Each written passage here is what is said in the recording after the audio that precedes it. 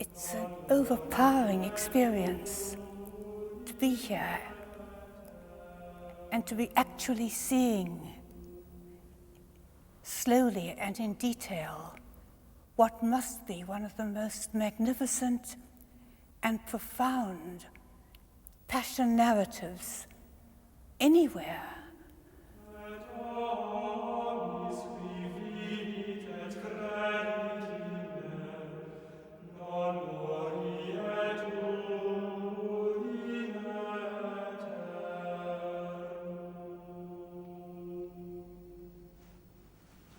Well, Wendy, welcome to King's.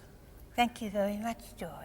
And I'm particularly pleased that you've come to share with me the view of these windows that aren't perhaps the first thing that people notice when they come in here, but they're one of the great wonders of the chapel.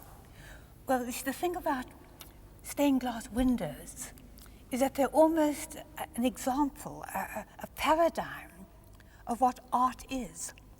Because art always wants to let the light shine through.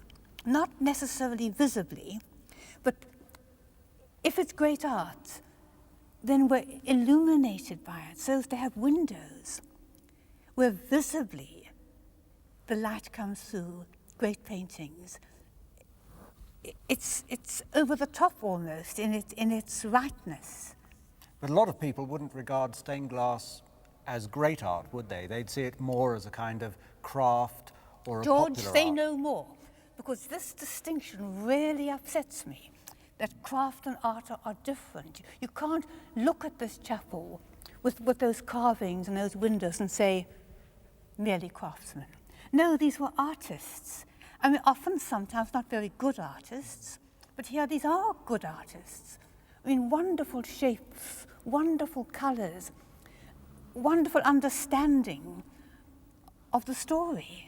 Some of the drawing is actually quite exquisite, and I'm sure that some of the close-ups will show that. Something you can't always appreciate from ground level. We're so lucky to be here.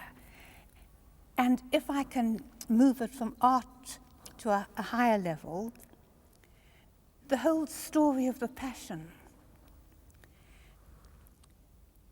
can be such a dark story, can fill us with such grief and compassion, and of course so it should.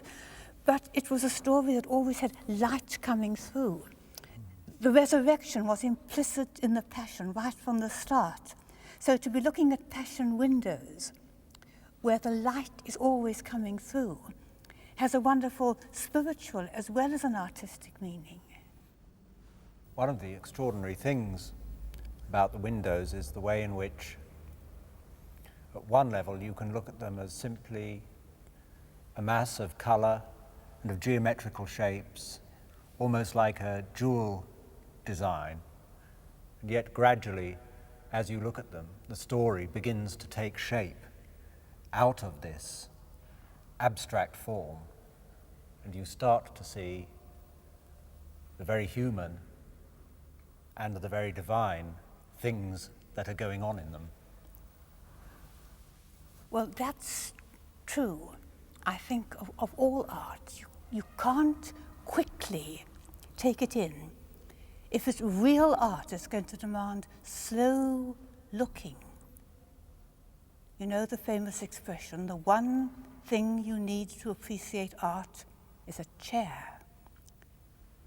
And of course, the one thing you need to appreciate the Passion, I won't exactly say a chair, but you need time. You need to look. And just as in great art, light in the sense of illumination, insight,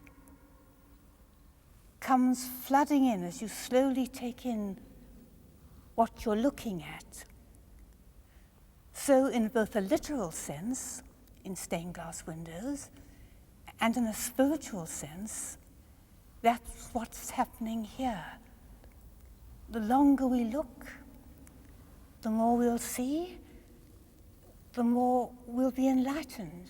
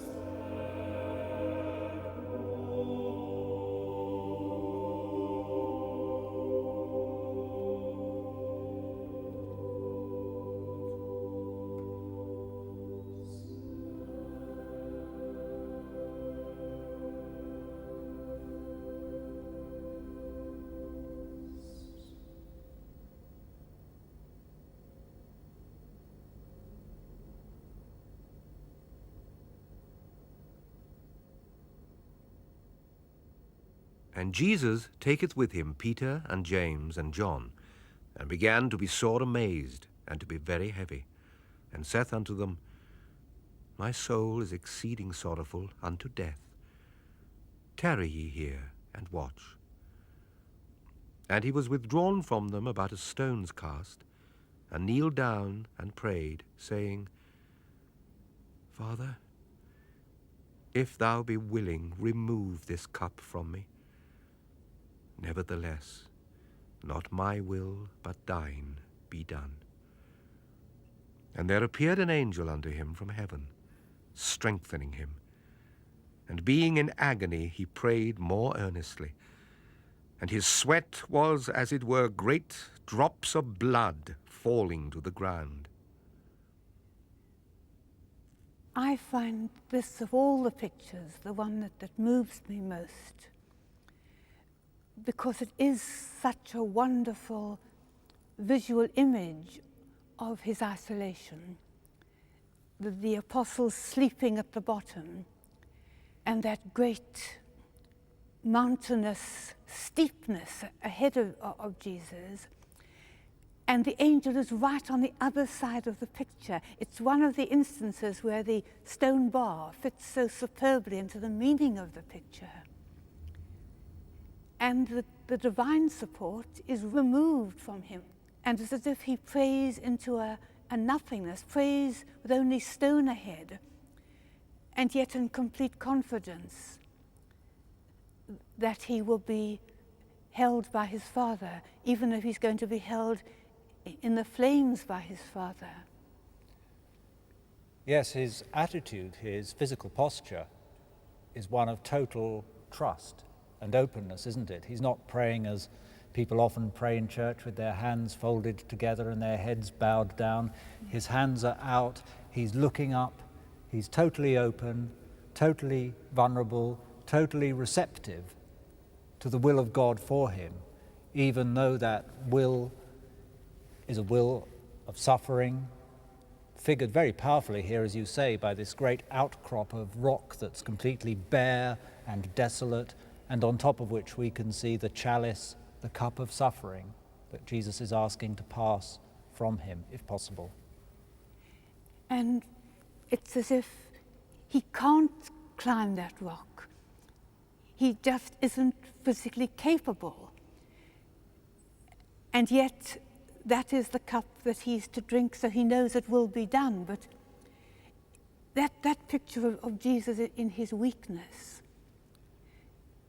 I think, is more encouraging to us than practically any other image in the scriptures.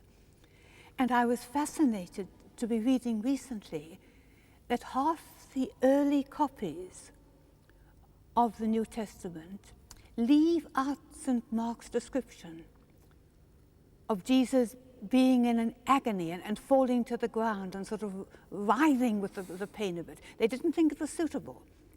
And they wanted him to give a better image, as it were, of noble suffering. But Jesus doesn't suffer nobly. The artist here does give him a fairly impassive face, but I think the stiffness of the hands, this is a difficult position to maintain. And those hands are almost electric with pain and longing. And it's so moving that he can't see the angel from where he is. The angel plunging down, not to take away the chalice, but to say it must be taken. And he can't get at the chalice either because it's too high. And it's all going to come well and redemptive, because in his agony he lets the Father have his will.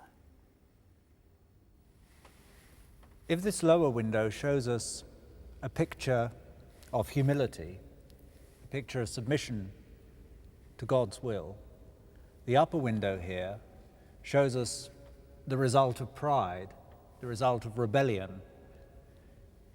It's a picture of the fall of the rebel angels, Lucifer and his hosts being cast out of heaven by Michael and his angels.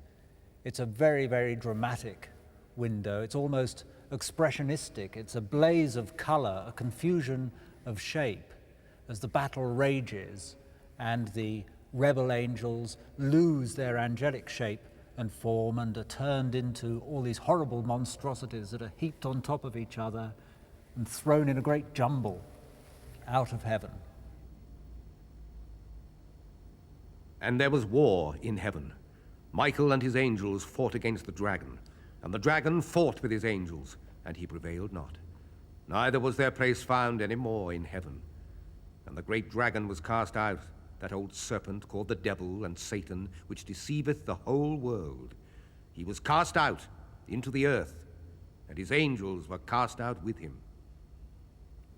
George, when you first spoke about the window, you contrasted humility in Jesus and pride in the angels. And of course, that's absolutely right. But I myself am more moved by the images of obedience and disobedience, because to me the greatest strength of Jesus was his obedience. And so often we think today that obedience is a lessening of the self. But again and again Jesus stresses that he doesn't choose what he does.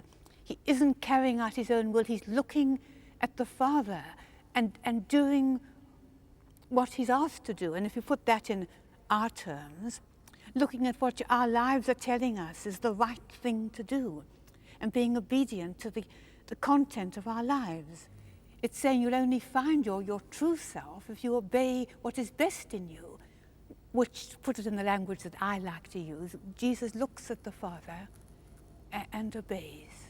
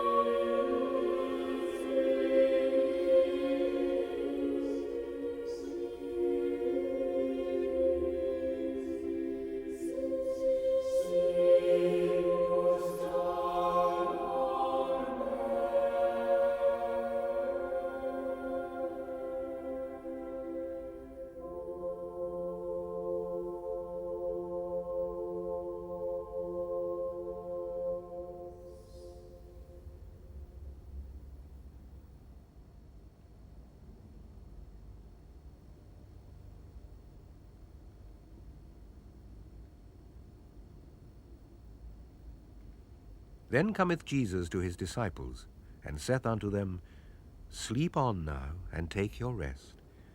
Behold, the hour is at hand, and the Son of Man is betrayed into the hands of sinners. And while he yet spake, lo, Judas, one of the 12, came, and with him a great multitude with swords and staves from the chief priests and elders of the people. Now he that betrayed him gave them a sign, saying, Whosoever I shall kiss, that same is he. Hold him fast. And forthwith he came to Jesus and said, "Hail, Master," and kissed him.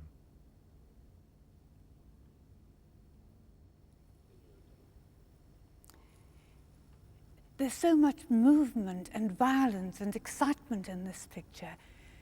And it seems to me there's just one oasis of calm. The face of Jesus, so resolute, almost impassive, as he receives the kiss of Judas. He lets Judas kiss him and clasp him, and he clasps Judas back. And as we know, he says to him, "Friend, why have you come?"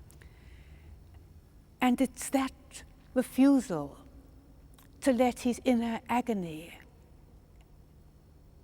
show in his face.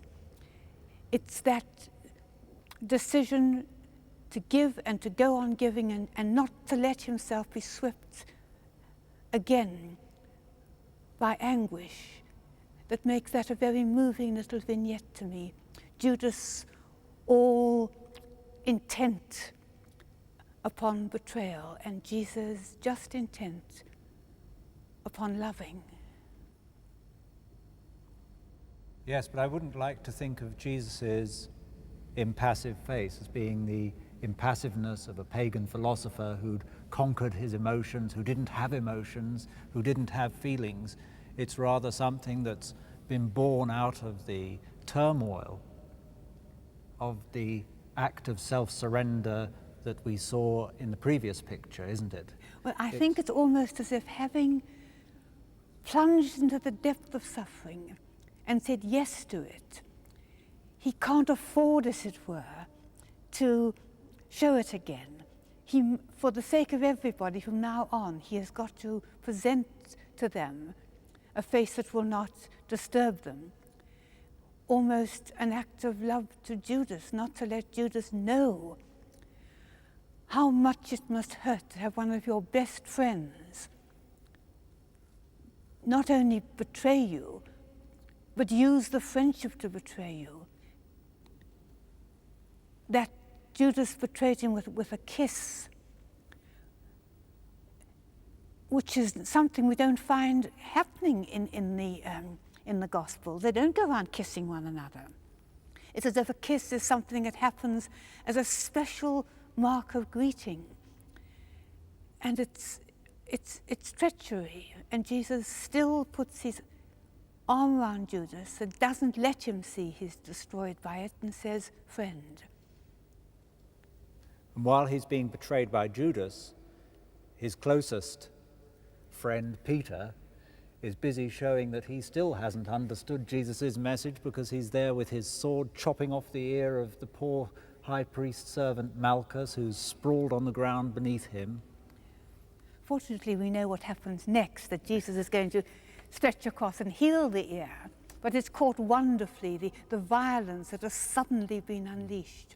It's like opening a floodgate, and it all come pouring out to destroy him. And he must still have felt that this was because he had failed. You were talking about the betrayal as a betrayal by a friend, and that was part of the pain of it. But the upper window here suggests that the relationship between Jesus and his betrayer was even more intimate than that between friends, but was like the relationship between brothers, so that the crucifixion becomes not just an act of judicial murder, but an act of fratricide. That upper window shows the killing of Abel by his brother Cain, the first murder that's recorded in the Bible.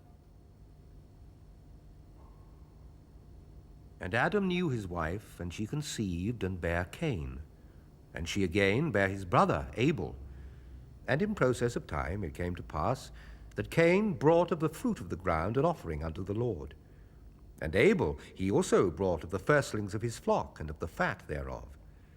And the Lord had respect unto Abel and to his offering, but unto Cain and to his offering he had not respect.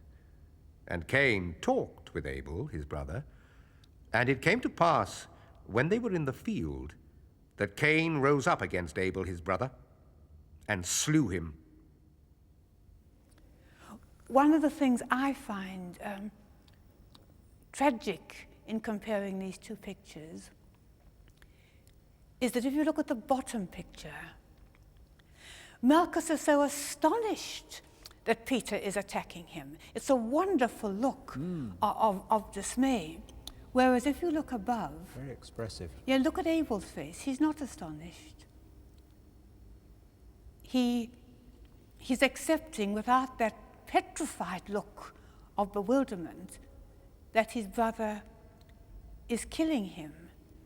And you get something of that look of resigned acceptance that's in Abel's face, in the face of Jesus. His brother is betraying him.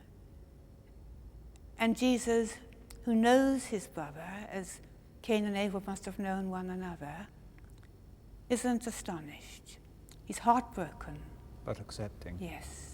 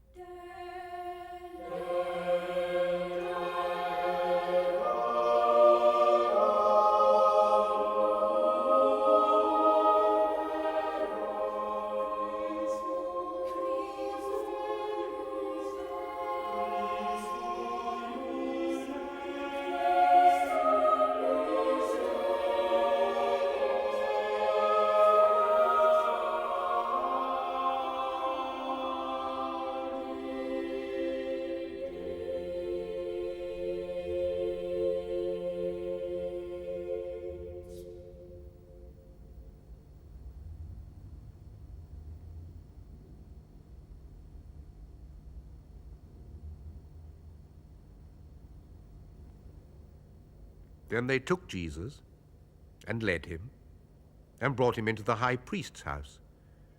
And the men that held Jesus mocked him.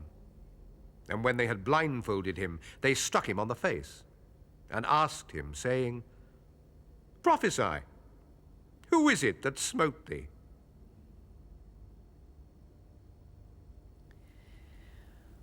Well, this is the kind of picture I find it painful to look at,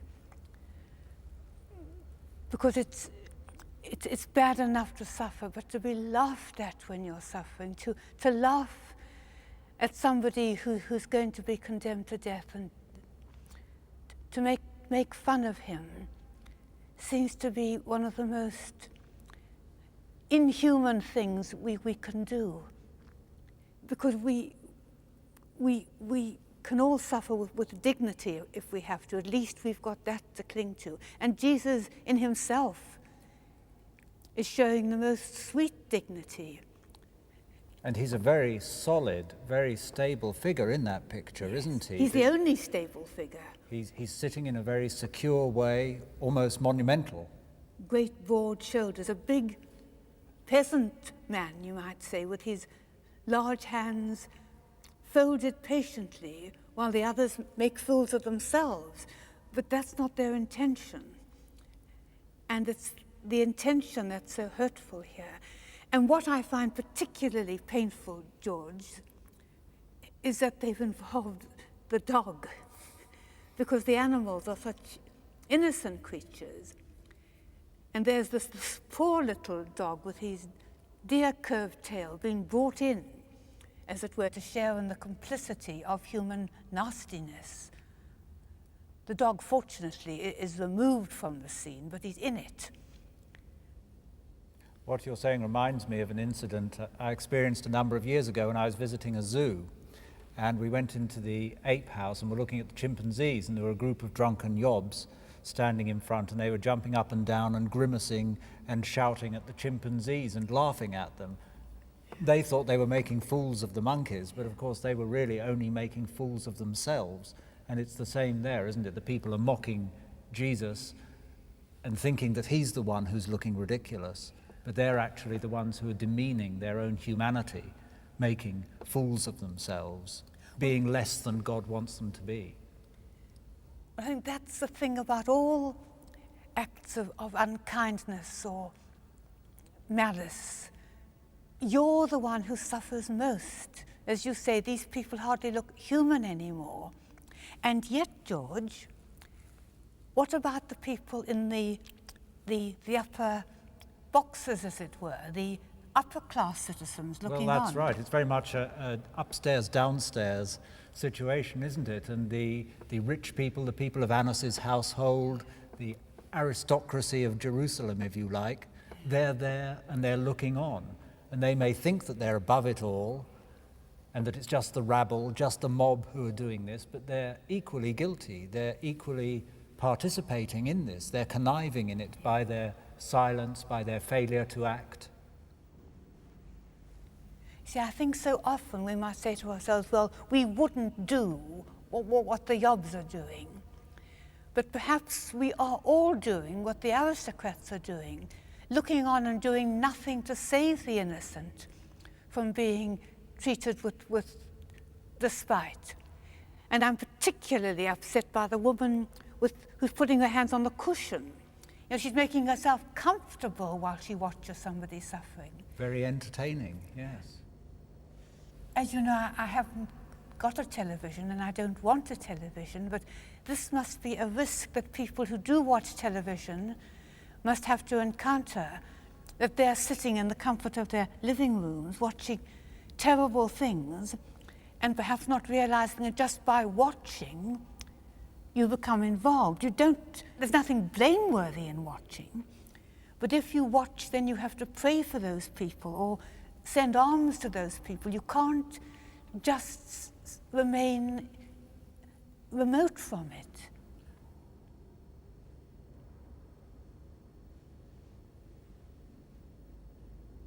And the soldiers plaited a crown of thorns and put it on his head. And they put on him a purple robe and said, "Hail, King of the Jews!" And they smote him with their hands.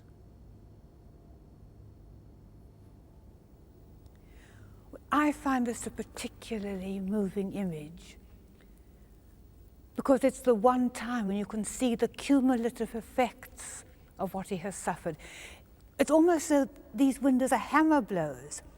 You've no sooner had one instance of suffering and Jesus is through it, and then there comes another one and then another one, more mocking, more physical pain, and here he can't even summon the energy to hold that scepter that he's given. He can just clench his hands and keep going. One thing in this picture which always strikes me, and that is the face of the man behind Jesus, which has faded with the passage of time. But in this case, it's worked out rather effectively because his face has been dehumanized. It's almost like an impersonal, impassive mask that's without emotion, without humanity. Well, you would have to be an automaton to press thorns into somebody's head. I mean, it was a terrible thing to do, and to do it as a joke, to say that he said he was a king, so let's give him a crown, and to take thorns from a bush, those long Palestinian thorns, and beat them into his head, laughing, couldn't be done by somebody who was aware of what it meant to be a human being. Oh, and if you look at our Blessed Lord's feet, they're sort of twisted with the pain of somebody who's using every single ounce of energy just to stay there and not to collapse. Not to give in. I think we so often think that if we really love God, somehow we can ride above suffering. And here is the only person who's loved the Father totally. And the physical impact has almost drowned him. He's just keeping afloat through sheer willpower without any beauty or dignity, just going on because that's what he's being asked to do.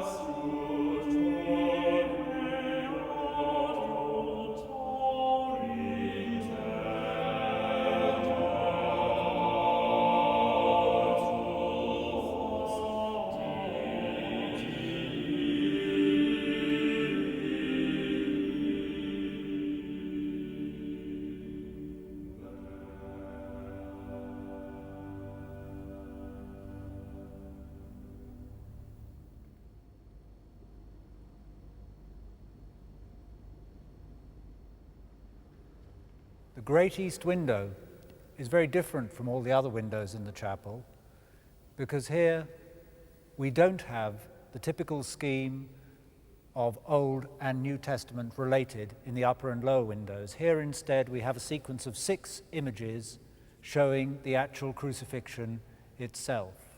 At the bottom left we have the Ecce Homo, then we have Christ in front of Pilate washing his hands. We have the way of the cross with St. Veronica bringing her handkerchief to refresh Christ. We have Jesus being nailed to the cross, Jesus on the cross, and then finally the deposition. So here we have a straight narrative. It's as if we've come to the climax of the whole sequence of windows, and it's almost pointless to compare this with any other event. This is it. Let's look at the first of the 6 images, Ecce Homo. Pilate, who's the figure on the extreme left, has brought Jesus out onto the platform to show him to the crowd. Look at this pitiable specimen. He called himself a king, a god, and yet what is he? Just a poor, forked animal, a mere scrap of humanity. From here it looks as though his eyes are closed, as if he's clearly bodily bent, but those closed eyes, as if all he can do is just hold on, as if he can really hardly stand upright. It's the pressure of the mocking crowd behind him that are keeping him on his feet to endure it all. It's very striking the way one of the crowd there is shown wearing a bishop's mitre. Yes. Or one of the Sanhedrin leaders.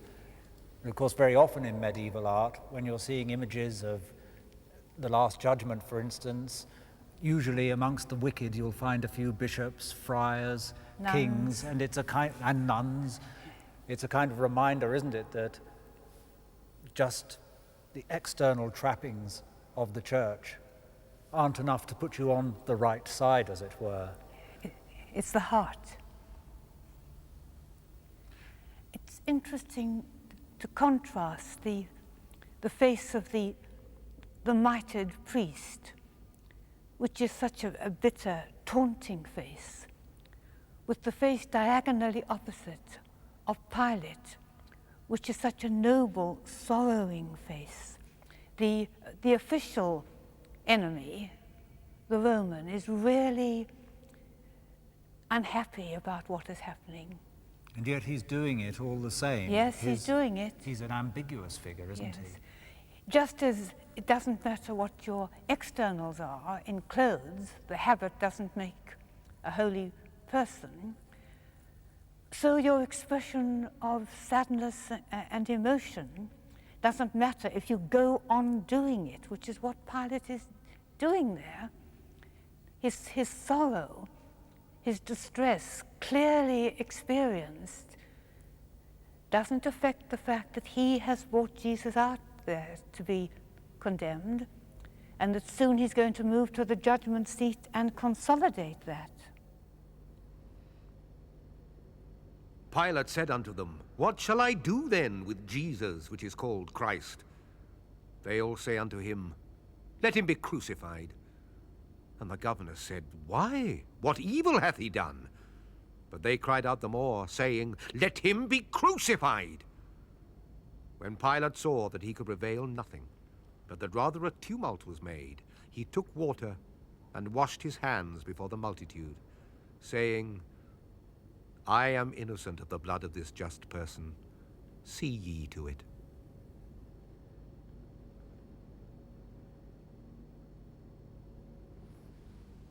Let's move on to the next image, the way of the cross itself.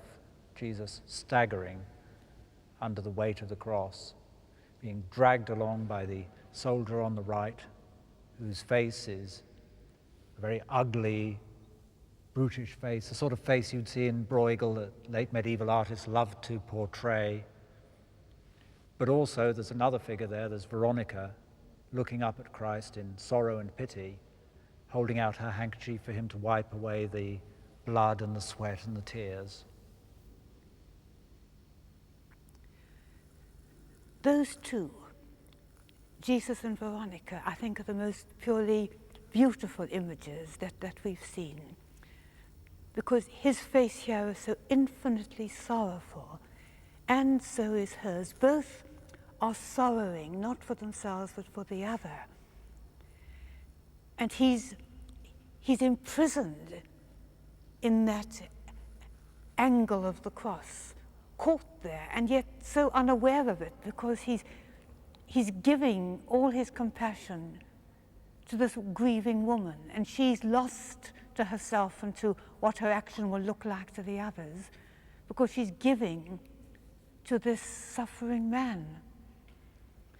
But the difference between them is that she can turn away. He's boxed in by the cross, because the other line of the cross comes to put him into that corner, and it leads us up to the great weight of Rome pressing down upon him. He's just going to be dragged along. There is a reminder in that picture of useless suffering as well. It's a rather curious way of finishing off the story of Judas. At the top you'll see there's a patch of red colour. Yes. And I think that that's probably meant to represent the field of blood that the high priests bought with the money that Judas threw back. And so the artists coloured it to give us that reminder of the tragedy, if you like, of Judas, his thwarted repentance. Well, only God would know that. Whether his pathetic suicide, which to us looks like an act of despair, whether God didn't see beyond that to a shamed desire to do all he could to put it right. I think that that blood-red field should remind us that we can't judge anybody in this crowd, because only God knows, whatever they look like. And we hope that there will be pity also for Judas. Yes, and for the soldiers, and for us. For all. Yes. Up at the top left there, we can see the really awful, horrific picture of Jesus being nailed to the cross. We see so many crucifixes in churches, in shop windows, round people's necks, dangling from their ears, that it's easy to forget what it's actually depicting. But that picture doesn't let us forget that. It shows us the stark reality of what it means, a man being nailed to a cross, tortured to death in a peculiarly horrible and painful manner. The people who are doing it, they're just going about their job efficiently, in a workmanlike way, hammer and nails, doing it well, doing what they've been told to get on with. I'm very struck there how the energy of the executioners is met and matched and balanced by the energy of Jesus, because there's a holy tension in that body on the cross. It's not a passive, flaccid yielding to it. He's energetically holding himself out to embrace it, as it were. Every line there is electric. It's very taut, isn't it? Yes, it's a marvelous image of how Jesus embraced the cross, though he hated it. The whole picture is alive with energy, some of it misdirected energy, some of it superbly directed, but there's no hiding place there, as it were. You're either for or against. You're either hammering the nails in, or like Jesus, you're accepting the nails actively, because that is the way of redemption. Let's turn to the central image, the image of the crucifixion itself. And what always strikes me about this is actually, if you follow the whole line through, the upper and the lower windows, that we started out seeing Jesus beneath Pilate, as it were, with Pilate sitting in judgment on him.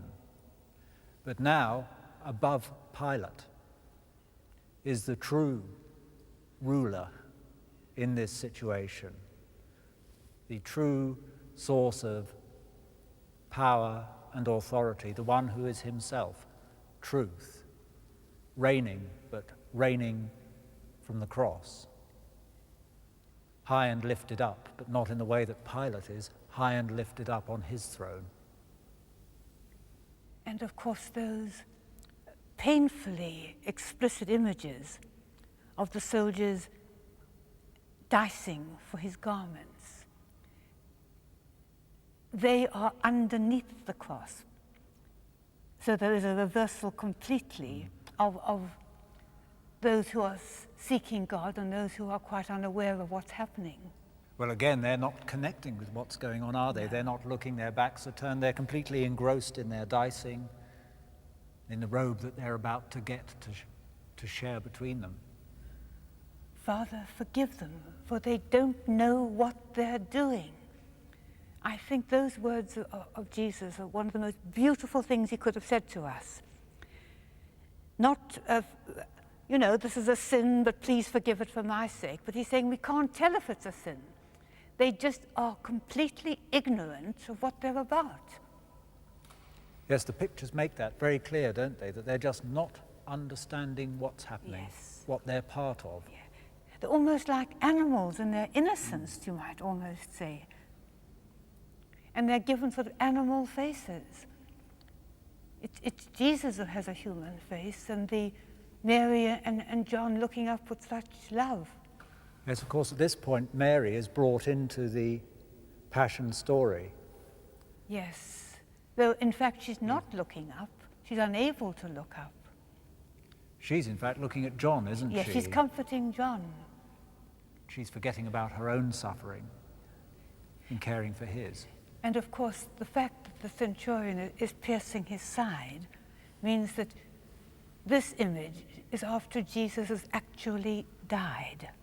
It's not Jesus dying on the cross, it's Jesus dead. It is finished. Well, I can remember one Holy Week. And at that time, I used to feel very great grief during Holy Week, and I still sometimes do, when it suddenly struck me what a tremendous moment of joy that was for Jesus. To be able to say, consummatum est, I've done it. I've done all you asked me to do. And here it is, Father. It must have been a death of an unimaginable joy. Of course, a joy in faith. But he knew, consummatum est, there's nothing left to give. I've done it.